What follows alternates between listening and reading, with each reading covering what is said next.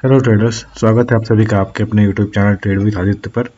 इस वीडियो में हम लोग निफ्टी और बैंक निफ्टी का जैसे डेली एनालिसिस या वीकली एनालिसिस करते हैं वैसे तो करेंगे ही, साथ में इसी वीडियो में फिर लेटर हाफ में पहले हम लोग इंडेक्स एनालिसिस करेंगे और उसके बाद हम लोग डिस्कस कर लेंगे कौन से वीकली स्टॉक्स अवेलेबल हैं अभी अच्छे अपॉर्चुनिटीज़ पे, अच्छे लेवल्स पे, जिसको हम लोग ट्रेडिंग अपॉर्चुनिटी की तरह यूज़ कर सकते हैं। ठीक है, तो चलिए पहले स्टार्ट करते हैं हम लोग निफ्टी 50 के वीकली एनालिसिस या वीकली व्यू से। ब्रॉडर व्यू क्या लग रहा है और कल के लिए फिर क्या एक्सपेक्टेशन है वो भी हम लोग इंट्राडे पे डिस्कस कर लेंगे। चलो पहले आप यहाँ पर देखो, कभी कभी क्या होता है ना कि आपको सिर्फ ब्रेकआउट ब्रेकडाउन को नहीं देखना होता, कभी कभी आपको स्ट्रक्चर भी देखना होता है प्राइस का क्या कर रहा है प्राइस। तो यहाँ पर एक चीज़ मैं दिखाना चाह रहा हूँ। यहाँ देखो, जब यहाँ से फॉल शुरू हुआ था तो चलो एक ये लो बनाया, बट लो बनाने के बाद कितना शार्प इंक्रीज, ये देखो मतलब जो लो बनाया उसका तुरंत ही अच्छा खासा एक शार्प मूव आया था बैक टू बैक। ठीक है, अब वापस से लो बनाया, नया लो, इस लो के बाद वहाँ से रिवर्सल, बहुत शार्प मूव आप देख सकते हो। मतलब वीक में अच्छा खासा मूवमेंट इसने कर दिया था, नया यहाँ पर हाई बनाने से पहले lower high but sharp move. ठीक है, अब यहाँ पर देखो क्या कर रहा है, यहाँ अगेन लोअर हाई से फिर नीचे आया, इसने लो नहीं बनाया, राइट, इसने पुराना लो को बचा के रखा है। पहली बात तो ये कि चलो ये अच्छी बात है कि इसने पुराना लो अभी तक सेफ रखा है, आगे टूटेगा या नहीं टूटेगा वो बात की बात है, बट फिलहाल इसने अभी तक एक वीक यानी देखो पहला वीक निकाला उस लो के ऊपर, दूसरा वीक निकाला उस लो के ऊपर, तीसरा वीक निकाला उस लो के ऊपर। That is a good sign और बैड साइन वो डिपेंड करेगा। अभी हम लोग कंफर्म नहीं कह सकते कि ये बॉटम लग ही गया है मार्केट का।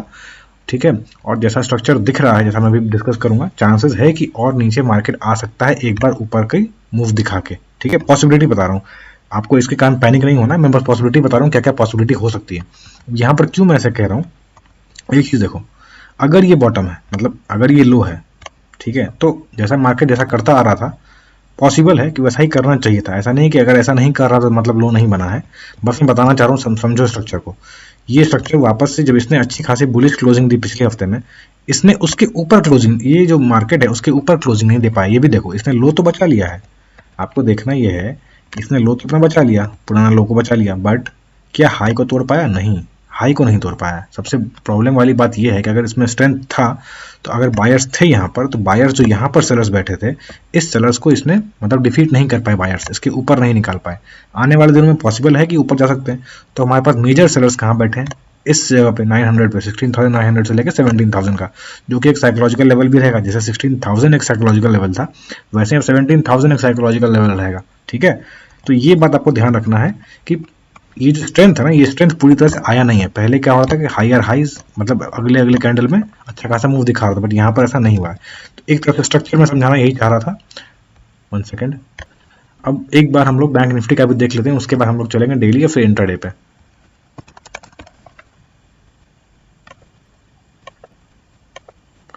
यहाँ पर देखो, ये तो मैंने बता रखा है यहाँ पे रेजिस्टेंस रेजिस्टेंस, जब जब ये स्विंग लो बना रहा है फिर लोअर हाई बनाता आ रहा है। ठीक है, यहाँ पर भी हमें दिख रहा है कि इसने पुराना लो तो बचा लिया है। ठीक है, गुड साइन। यहाँ पर इसने पुराना लो यहाँ पर ही बचाया, और उसके बाद अच्छी बात यहाँ पर क्या है, निफ्टी के मुकाबले बैंक निफ्टी क्यों स्ट्रेंथ में दिख रहा है? क्योंकि इसने पुराना जहाँ पर सेलर्स बैठे हुए थे पहले 34,800 कह लो या रफली 35,000 कह लो, ठीक है, तो उसको इसने तोड़ दिया और उसके ऊपर अच्छा खासा क्लोजिंग दिया है।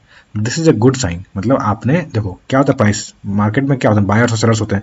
मान लो किसी लेवल पे सेलर्स बैठे हुए, इसने प्राइस को नीचे लाया, यहाँ बायर्स इमर्ज हुए, बायर्स को ऊपर ले गए, बट सेलर्स अगर अगेन अग्रेसिव हैं तो सेलर्स इसके ऊपर नहीं निकलने देंगे, इसके निकलते वापस यहाँ पर नीचे लाएंगे, और एग्रेसिवली सेल अगर करेंगे तो इस बायर्स के लेवल को तोड़ के नीचे ले आएंगे। ऐसे ही लोअर लो बनता है और लोअर हाई बनता है, राइट। तो ये चीज़ आपको ध्यान रखना है कि अगर ये बायर्स स्ट्रॉन्ग है तो भाई इसको ऊपर ले जाओ, अगर नहीं ले जा पाओ दैट मीन्स तुम में इतनी स्ट्रेंथ नहीं है कि तुम बायर्स को, जो इमीडिएट सेलर्स हैं, इमीडिएट सेलर्स की बात कर रहा हूँ, और ऊपर तो बहुत सारे सेलर्स हैं, बट जो इमीडिएट सेलर्स हैं उसको अगर तुम नहीं डिफीट कर पा रहे हो तो शायद मेरे मतलब जो कॉन्फिडेंस होगा बायर्स में वो थोड़ा कम रहेगा। बस यही चीज़ मैं साइकोलॉजी की समझाना चाह रहा था। अब चलो हम लोग डेली चार्ट पे चलते हैं, स्टार्ट करेंगे निफ्टी से।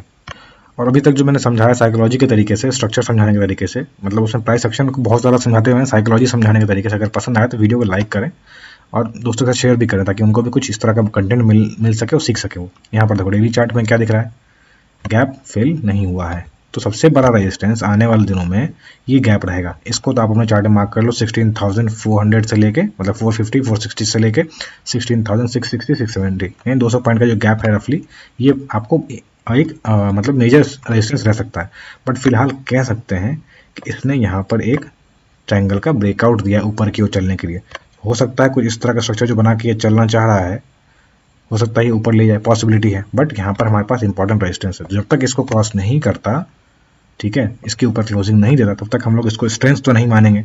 और एक्चुअल स्ट्रेंथ तो हमारे पास बहुत सारे सेलर्स यहाँ पर ही बैठे हुए हैं। जैसे मैंने वहाँ वीकली चार्ट पे कहा, मैंने 17,000 पे हमारे इंपॉर्टेंट या स्ट्रॉन्ग सेलर्स बैठे हुए हैं। तो ये भी एक इंपॉर्टेंट रेजिस्टेंस रहेगा नीचे चलने के लिए, जब तक ये लो, ये जो 8 मार्च का लो है, जो काफ़ी टाइम से मैं चार्ट पर शेयर करता हूँ तो बताता रहता हूँ, 8 मार्च का लो बहुत इंपॉर्टेंट है। तो अगर जब तक ये नहीं टूटता है तब तक मार्केट टाइम पास करेगा, स्टॉक्स में करेक्शन आ सकता है, बट मार्केट टिका हुआ है यहाँ पे। और अगर बैंक निफ्टी ऊपर चलता है तो निफ्टी को भी ऊपर खींच सकता है। बट अगर निफ्टी में बहुत ज़्यादा वीकनेस रहती है, देन निफ्टी बैंक निफ्टी को भी नीचे पुल डाउन कर सकता है, मतलब अपने एक्सपेक्टेड टारगेट तक नहीं पहुंचने दे सकता है। निफ्टी बैंक का देख लेते हैं एक बार। देखो अगला जो मेजर हमें दिख रहा है यहाँ पर, ये गैप, ठीक है, यानी 37,400, इसके बीच में ऑब्वियसली सेलर्स तो हैं, बट जो मेजर है वहाँ ऊपर है 37,000 के ऊपर। अब अगर बैंक निफ्टी स्ट्रांग है, यहाँ तक जाता है, तो निफ्टी को भी ऊपर खींचेगा, ऑब्वियस बात है, मेजर कंस्ट्रेंट है उसका। बट अगर निफ्टी में बहुत ज़्यादा वीकनेस है, अब निफ्टी में वीकनेस का मतलब क्या है, बाकी सेक्टर्स अगर परफॉर्म नहीं करते तो एक सेंटिमेंट क्रिएट होता है, फीलिंग होता है कि मार्केट नीचे आ सकता है। उस केस में सेंटिमेंट का असर पड़ता है मार्केट पे, और वहाँ पर बैंक निफ्टी जो एक्सपेक्टेड हमारा है कि एक टारगेट फिल करेगा, हो सकता है इससे पहले ही वापस रिटर्न कर जाए नीचे की ओर। पॉसिबिलिटी बता रहा हूँ सेंटिमेंट के बेसिस पे, ठीक है। अब चलो हम लोग इंट्राडे पे बात कर लेते हैं। यहाँ पर देखो मैंने शेयर भी किया था आई थिंक कुछ टाइम पहले, 1-2 दिन पहले। ये हेड एंड शोल्डर बनता हुआ दिख रहा है, ठीक है। अब हेड एंड शोल्डर इसमें किसी को समझ में नहीं आ रहा तो मैं बता देता हूँ। ये बड़ा सा हेड एंड शोल्डर है, इसका ब्रेकआउट किया इसने। अब ब्रेकआउट करके यही नहीं रुका, इसने ये जो गैप था जहाँ पर हमारा रेजिस्टेंस एक्सपेक्टेड था, उसको भी इसने अच्छे खासे वॉल्यूम से ब्रेकआउट दिया है, ठीक है। फ्यूचर्स में आपका वॉल्यूम दिखेगा, ये स्पॉट का चार्ट है, यहाँ वॉल्यूम नहीं दिखता है। तो अब इमीडिएट रेजिस्टेंस कहाँ है, पॉसिबिलिटी क्या क्या है, तो वो सब चीज़ देख लेते हैं। 15 मिनट का चार्ट है बैंक निफ्टी का।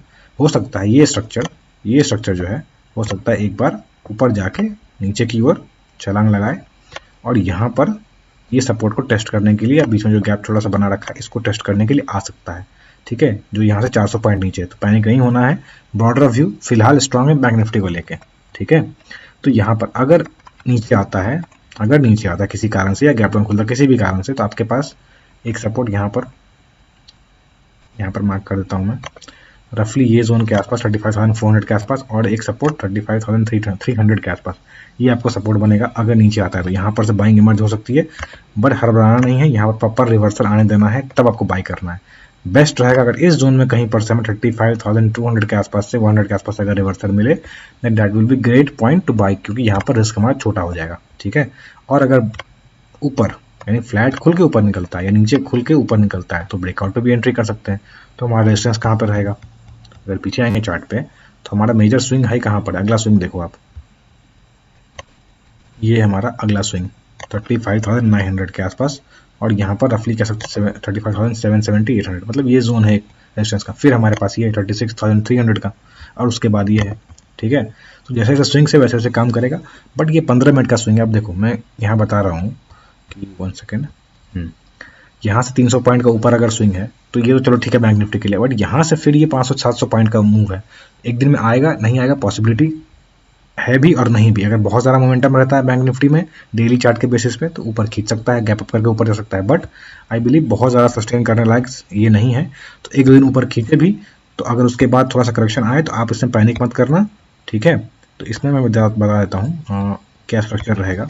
1 सेकेंड, बाकी सारे ड्राइंग्स को हटा देते हैं। यहाँ पर हमें देखना ये है, ये स्ट्रक्चर की बात कर रहा हूँ मैं, ये स्ट्रक्चर, ठीक है। अभी फिलहाल ये इस तरह का पैरेलल में चल रहा है, कोई दिक्कत की बात नहीं है, ऊपर भी तोड़ सकता है इसको, ऐसी बात नहीं होती है कि प्राइस इसको इस तरह वाले पैटर्न को ऊपर की ओर नहीं तोड़ता है, बिल्कुल तोड़ता है, बट हमें अपने रूल के हिसाब से काम करना। इस तरह वाले स्ट्रक्चर में अगर ऊपर तोड़ता है तो हमें थोड़ा कॉशियस होना है। अगर आप ब्रेकआउट पे एंट्री लेते भी हो तो छोटे टारगेट लेके बुक करके निकल जाना। क्यों? क्योंकि ये स्ट्रक्चर सीधी रेखा में ऊपर बहुत लंबा नहीं जा सकता, फिर उसको करेक्शन आना ही है। तो आप ऐसी जगह पर मत फंस जाना जहाँ पे करेक्शन में आप फंस गए, बैठे रह गए। इसलिए थोड़ा काम से आप मतलब पेशेंस से काम लेना है। और यहाँ पर देखो 5 मिनट के चार्ट पे यहाँ पर आपको दिखेगा कुछ इस तरह का स्ट्रक्चर, ठीक है। तो ये ट्रायंगल स्ट्रक्चर है, हो सकता है, पॉसिबिलिटी है एसजीएक्स को देखने के हिसाब से कि निफ्टी में भी और बैंक निफ्टी में भी गैप अप हो। तो गैप अप हमारे पास रेजिस्टेंस मैंने बता रखा है 15 मिनट के चार्ट पे, अगर आपने नहीं देखा तो बैकवर्ड जाके देखो वीडियो में, वहाँ मार्क मैंने कर रखा है मार्क। नीचे के सपोर्ट के लिए मैंने बता दिया, अगर ये लेवल टूटता है 35,300 तो हमारे पास एक सपोर्ट रहेगा 35,000 का। जब तक 35,000 नहीं टूटता है तब तक आपको मतलब स्ट्रक्चर में कोई वीकनेस नहीं है। हाँ, अगर आपको ट्रेडिंग वगैरह की जहाँ तक बात है तो वहाँ पर आपको सेटअप देखना पड़ेगा। मैंने आज लेवल बता दिया, इसका मतलब ये नहीं कि यहाँ पर आते ही आपको बाई कर लेना है, यहाँ पर आते ही आपको सेल कर देना है, नहीं। आपको वहाँ पर स्ट्रक्चर देखना है, सेटअप देखना है, क्या वहाँ पर सच में बाइंग का अपॉर्चुनिटी है, कोई कैंडलस्टिक पैटर्न है, कोई सपोर्ट से रिवर्सल ले रहा है, कुछ भी आपको दिखे, उसके बाद डबल टॉप बन रहा है, मान लो ऊपर जाके डबल टॉप ऐसा कुछ बन रहा है तो आप शॉर्ट कर सकते हो इसके नेकलाइन के टूटने पे। कुछ हेड एंड शोल्डर ऐसा बन रहा है क्या, तो ये सब चीज़ें आपको देखनी पड़ेंगी, ठीक है। या फिर वॉल्यूम किस तरह का सेटअप बना रहा है, कोई ट्रेंड लाइन का ब्रेकआउट हो रहा है, कुछ भी, ये सब चीज़ें आपको देख के, अगर आप इंडिकेटर बेसिस करते हो तो इंडिकेटर में कुछ सिग्नल दे रहा है तो आपको एंट्री करना है, ठीक है। चलो जल्दी से निफ्टी देख लेते हैं, उसके बाद हम लोग बात करेंगे स्टॉक्स का। देखो 15 मिनट का चार्ट है निफ्टी का। यहाँ पर जैसे बैंक निफ्टी ने बनाया था सेटअप, कैसे कुछ वैसा ही सेटअप है, बट बैंक निफ्टी ने ऊपर अपना गैप फिल कर दिया, इसने गैप फिल नहीं किया। सो अगर कल को गैप अप होता है तो ये 16,660 का एक इंपॉर्टेंट रेजिस्टेंस हो सकता है। प्राइस एक बार हो सकता है इस जगह पे खोल के वापस से नीचे टेस्ट करने आए, उसके बाद बैंक निफ्टी भी करेक्शन कर सकता है। अगर ऊपर निकलता है तो हमको थोड़ा पेशेंटली वेट करना। अगर इसके बीच में खुल के ऊपर निकलता है तो देख लेना, इसका आपके पास मेजर रेजिस्टेंस ये 16,900 का, बीच में एक छोटा सा रेजिस्टेंस यहाँ पर भी आएगा 16,800 का, ठीक है। इससे ऊपर जाता हुआ कल के दिन मुश्किल लग रहा है। अगर स्ट्रेंथ रहेगा तो ऊपर का टारगेट मैंने बताया 17,000 एक इंपॉर्टेंट रेजिस्टेंस रहेगा आने वाले दिनों में। नीचे अगर टूटता है तो यहाँ पर जैसा मैंने बैंक निफ्टी में बताया था वैसा ही स्ट्रक्चर कुछ यहाँ पर भी दिखेगा आपको। सेकंड,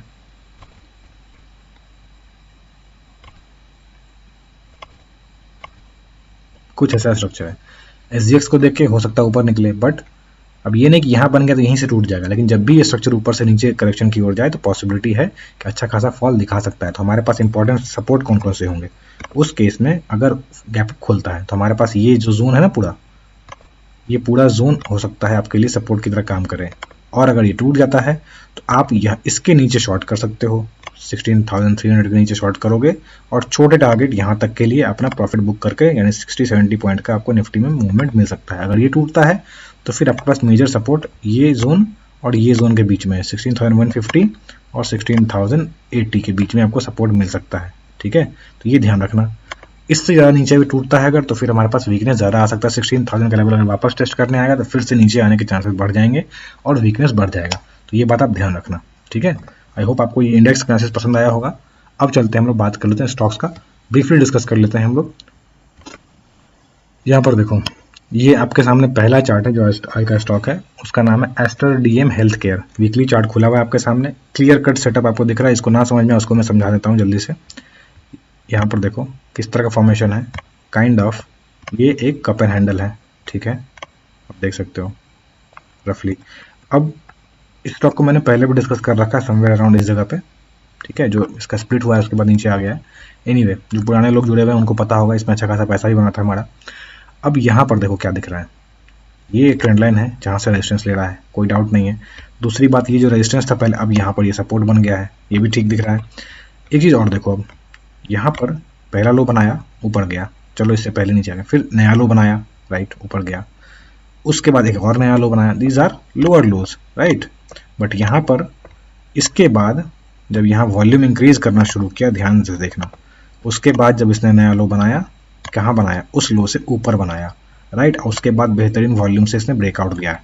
तो अब हमें क्या स्ट्रक्चर दिख रहा है, एक तो ट्रायंगल दिख रहा है, ठीक है, ट्रायंगल का ब्रेकआउट। दूसरा ये एक तरह से राउंडिंग पैटर्न जैसा बनता हुआ दिख रहा है, जिसका राउंडिंग बॉटम का क्या प्रॉपर्टी होता है, कैरेक्टर तक ये पूरा अपने कर्वेचर को पूरा करता है, यानी जहाँ से शुरुआत हुई है वहाँ तक जाता है, सबसे पहली बात। और उसके ऊपर अगर निकलता है तो फिर हमारे पास और टारगेट्स रहेंगे फिबोनाची के बेसिस पे।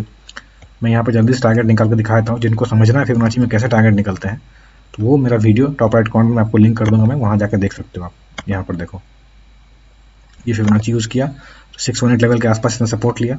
अब अगर मैं ट्रेंड बेस्ड एक्सटेंशन यूज़ करूँ टूल यहाँ से, तो हमें टारगेट निकल के आएगा।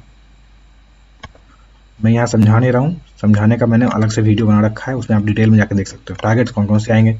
ऑब्वियसली ये जोन पहले ही हमने डिस्कस कर रखा है, कर्वेचर पूरा करेगा। उसके बाद एक टारगेट हमारा 266 के आसपास भी आ सकता है, जो कि यहाँ से रफली 30% का टारगेट आ रहा है, और इसके ऊपर अगर और निकलेगा तो हम लोग फर्दर इसको राइड करेंगे। ठीक है, पॉसिबिलिटी बता रहा हूँ मैं। अब इसमें एंट्री कैसे लेनी है आपको।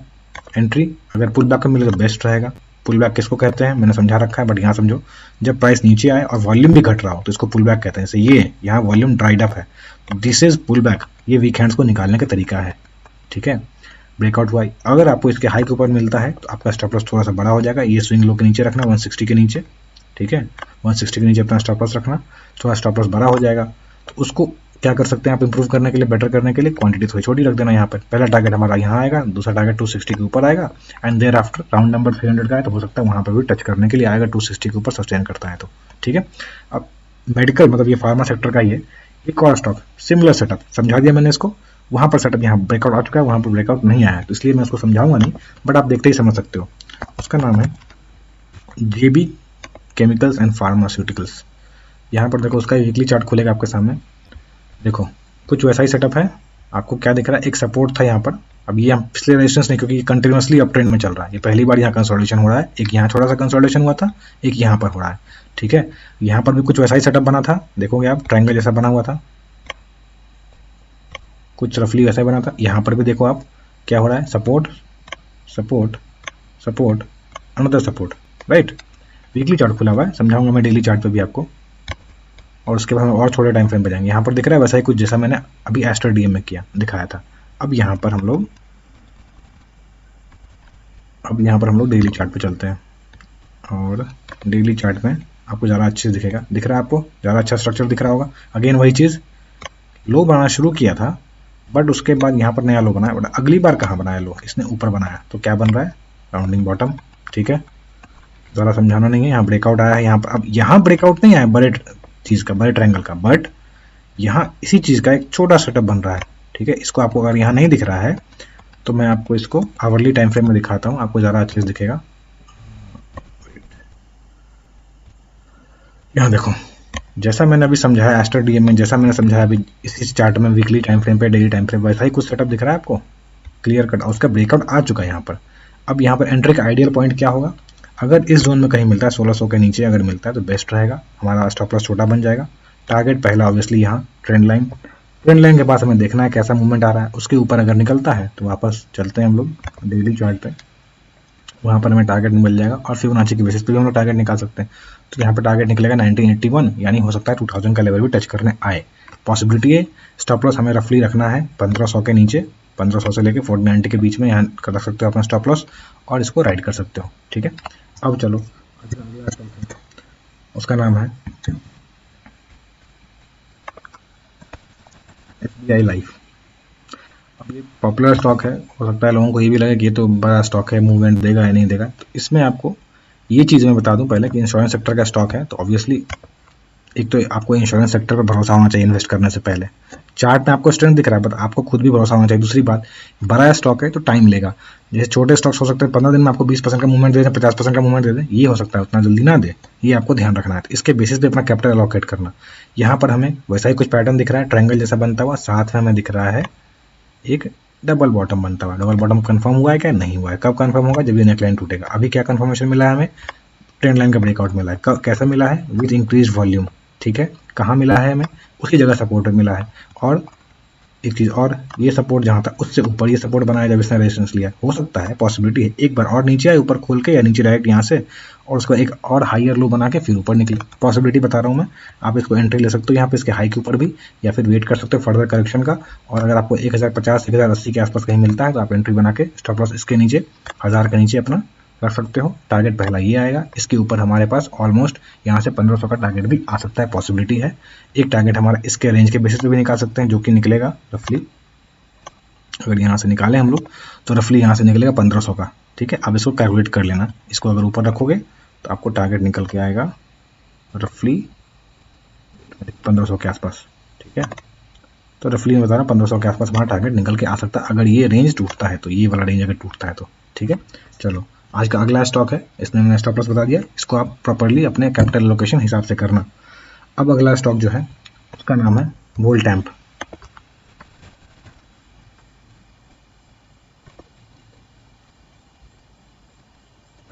ये आपके सामने उसका वीकली चार्ट खुलेगा और इसको मैं एक बार ड्राइंग सारे हटा देता हूँ। पहले आप देखो यहाँ पर आपको बहुत अच्छा फ्लैग पैटर्न दिखेगा after a good move, right. तो फ्लैग पैटर्न का ब्रेकआउट है, इसमें कोई डाउट नहीं है। अब वॉल्यूम भी अच्छा है, ये भी दिख रहा है हमें, वॉल्यूम भी अच्छा वॉल्यूम से आया है इसमें। अब हमारे पास एक इमीडिएट रेजिस्टेंस कौन सा है, 2250 के आसपास, ठीक है। तो इसको जरा पीछे चलेंगे अगर हम लोग चार्ट पे, तो हमें दिखेगा कि इसका एक लाइफ टाइम हाई रेजिस्टेंस यहाँ पर इस जगह पे था, जिसको इसने तोड़ा भी 1918 के आसपास। और कितना सारा पुराना रेजिस्टेंस है भी देख लो आप, ये था रेजिस्टेंस इसको रफली 2007 में, यानी यहाँ से 15 साल हो चुके हैं। 15 साल बाद यहाँ पर करीब इसने तोड़ा यहाँ पर, बट वापस कंसोलिडेशन फेज में आ गया। कंसोलिडेशन के फेज में क्या चल रहा है, वॉल्यूम कम है, राइट। ग्रीन कैंडल्स में वॉल्यूम बढ़ रहे हैं, रेड कैंडल्स में वॉल्यूम घट रहे हैं, ध्यान रखना है आपको। एंट्री कैसे बनानी है आपको, दो चीज़ आपको देख ली। एंट्री कैसे बनानी है, अगर पुल बैक पे मिले इस जगह पे कहीं मिले 1900 के आसपास, 1950 के आसपास, तो बेस्ट रहेगा। अगर ऊपर मिलता है तो क्वांटिटी छोटी रख लेना। स्टॉप लॉस इसके नीचे रखना, 1700 के नीचे रखना अपना स्टॉप लॉस, ठीक है। टारगेट कैसे निकलेगा, तो पहला टारगेट तो बुल फ्लैग का टारगेट निकलेगा। बुल फ्लैग का टारगेट कैसे निकालते हैं, ब्रेकआउट कैंडल के बेस पे इसको रखेंगे शांति से, और कुछ नहीं। यहाँ पर हमारा टारगेट निकल के आता है 2685 या 2700 के आसपास हमारा टारगेट निकल के आता है रफली। एक टारगेट और निकलेगा जो कि इस पूरे रेंज का हम लोग इसको ऊपर पेस्ट कर देंगे। तो यहाँ से करीब 3500 के आसपास हमारा टारगेट निकल के आता है। मैं दिखाता हूँ आपको, हाँ 3529 के आसपास हमारा टारगेट निकल के आता है। तो ये टारगेट अचीव होने में हो सकता है इसको 6 महीने लगे, 8 महीने लगे, साल भर भी लग सकता है। अकॉर्डिंगली आप कैपिटल एलोकेट करना, ठीक है। चलो आज का अगला जो स्टॉक है उसका नाम है एक्यूरेसी। अब ये स्टॉक देख के आपको लगेगा कि जनरली मैं इस तरह के स्टॉक शेयर नहीं करता हूँ, क्योंकि सेटअप आपको लगेगा कि ये तो ज़्यादा बड़ा कंसोलिडेशन भी नहीं है, ये तो पूरा ऊपर ही चलता आ रहा है, इसमें पुल बैक भी नहीं आया है। बट ये अच्छी बात है। अगर लोगों को ये लगता है कि बहुत भाग गया है स्टॉक, अब ये कब नहीं, जब नीचे आएगा तब मैं लूँगा, इस कारण से क्या होता है ना, वीकेंड्स इसमें आते नहीं हैं ज़्यादा। और जो वीकेंड्स आते नहीं हैं तो ज़्यादा करेक्शन नहीं करना पड़ता। अगर वीकेंड्स बहुत सारे हो जाएंगे तो फिर करेक्शन भी उतना लंबा करना पड़ता है।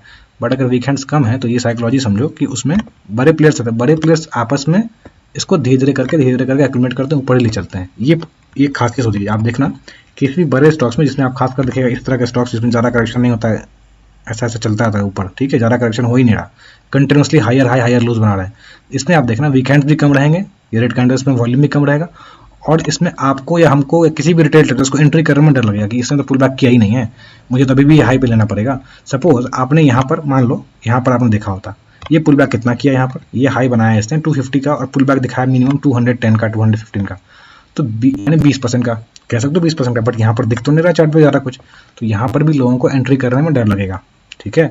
और इसलिए इस स्टॉक्स में जनरली ऊपर चलते रहते हैं स्टॉक्स, ठीक है। आपने देखा ना बहुत सारे स्टॉक्स हैं, मैं दिखाता हूँ आपको। जैसे एक ये स्टॉक है फाइन ऑर्गेनिक, इसको मैंने बहुत समय पहले यहाँ पर शेयर किया था 2400 के आसपास के, ऊपर यहाँ भी शेयर किया था। अच्छा खासा पैसा आ चुका है, हमारा 4500 का टारगेट था वो अचीव हो भी चुका है।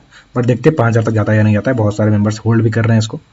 यहाँ पर देखो, यहाँ पर आपको लेने में नहीं बनेगा, इसने कहीं पर भी करेक्शन नहीं दिखाया है, बट इसने कहाँ कितना बड़ा मूव दे दिया ये आप देखो। 3000 के नीचे था 2700 पे 4500 चला गया, आपको लेने नहीं दिया इसने।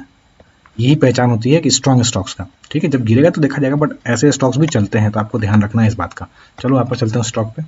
अब यहाँ पर हमें एंट्री कैसे प्लान करनी है, छोटी क्वांटिटी में एंटर करना। अगर पुल बैक पे मिलता है तो अच्छी बात है, नहीं तो छोटी क्वांटिटी ऊपर चलते रहना, जैसे जैसे रेजिस्टेंस ऐसा बनाते जाएगा। देखो गौर से देखो, ये प्रॉपर रेजिस्टेंस को तोड़ते जा रहा है। आपको बस काम ये करना है कि जब जब ये रेजिस्टेंस को तोड़ता है तो आपको उसके ऊपर और ऐड करना है। इसको कहते हैं आइडियली जो पिरामिडिंग का कंसेप्ट है, यहाँ पर लगे जैसे यहाँ पर देखो, यहाँ पर ऐड कर दो, फिर यहाँ रेजिस्टेंस तोड़ा यहाँ पर ऐड कर दो, फिर यहाँ रेजिस्टेंस तोड़ा यहाँ पर ऐड कर दो, फिर यहाँ रेजिस्टेंस तोड़ा यहाँ पर ऐड कर दो। ऐसे जैसे जैसे ऊपर चलेगा वैसे वैसे आप रेजिस्टेंस पे ऐड करते चलना। और इससे फायदा क्या होगा, जो स्टॉक ऊपर चल रहा है उसमें आपकी क्वांटिटी बढ़ रही है, आपका कैपिटल एलोकेशन बढ़ रहा है। दैट मीन्स आपके ज़्यादा पैसे वहाँ लगे हुए हैं जो स्टॉक ऊपर चल रहा है, ऑटोमेटिकली आपका प्रॉफिट बढ़ता जाएगा, ठीक है। इसको एंट्री और स्टॉप लॉस कहाँ रखना है, एंट्री मैंने बता दिया। स्टॉप लॉस आइदर जो रिस्क टेकिंग ट्रेडर हैं वो 220 के नीचे अपना स्टॉप लॉस रख सकते हैं ब्रेकआउट कैंडल के नीचे, या फिर यहाँ पर 200 के नीचे, और इसको राइड करते चलेंगे, ठीक है। चलो this was it. I hope आपको ये एनालिसिस पसंद आया, जो मैंने समझाने की कोशिश की, जो साइकोलॉजिकल पॉइंट्स मैंने इनपुट दिए हैं आपको, वो काम का लगा होगा आपको। अगर पसंद आया तो लाइक करें, शेयर करें वीडियो को, ताकि दोस्तों को उनको भी कुछ हेल्प मिल सके। If you are new to my channel kindly subscribe my channel, subscribe button के पास जो बेल आइकन है उसको हिट कर दीजिए ताकि कोई भी अपडेट्स आपसे मिस ना हो। चलो, thank you for watching, keep learning.